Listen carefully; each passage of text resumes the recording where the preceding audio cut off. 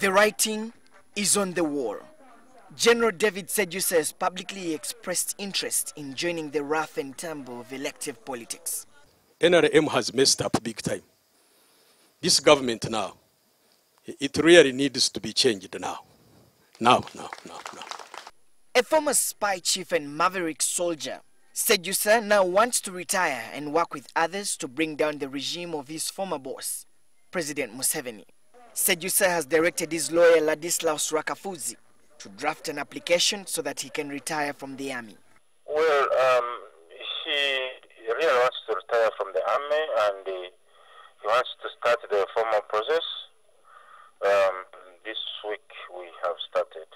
Invoking Section 66, subsection 1 of the UPDF Act, which says that an officer may in writing tender the resignation of his or her commission to the board, but shall not, unless otherwise ordered by the Chief of Defense Forces, be relieved of his duties of his or her appointment until he or she has received notification in writing of the approval of his or her resignation by the board.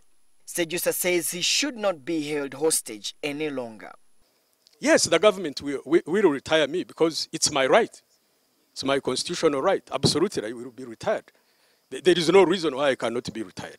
However, this is not the first time Sejusa has attempted to free himself from the shackles of the institution.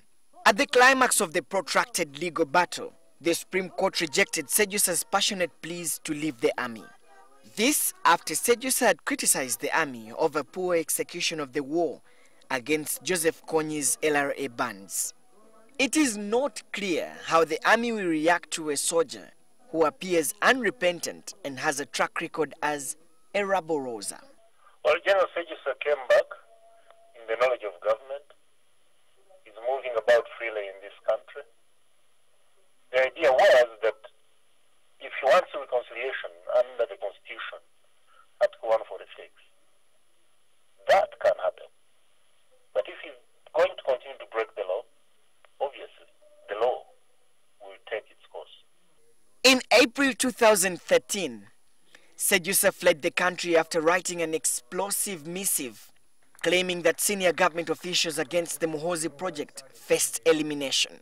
UPDF spokesperson Lieutenant Colonel Paddy Yankunde also says that the fate of Sejusa lies in the hands of the Commission Board. Well, we haven't seen his application. If he applies, the Commission's Board will, as appropriate, consider his application and then advise him within 90 days as provided under the law. Sejusa, however, says that he has Plan B in case the army refuses to grant him his right to retire. Therefore, a revolutionary and a leader for change, you cannot be stopped by, what do I call them? By these rules, the rules which stop advancement. Since he came back home after a year and 5 months in exile, controversy continues to swell his return. Sejusa says he's prepared to go back to the trenches as a soldier of conscience, but the state has warned him that he faces consequences over his utterances. Solomon Serwanja, NTV Weekend Edition.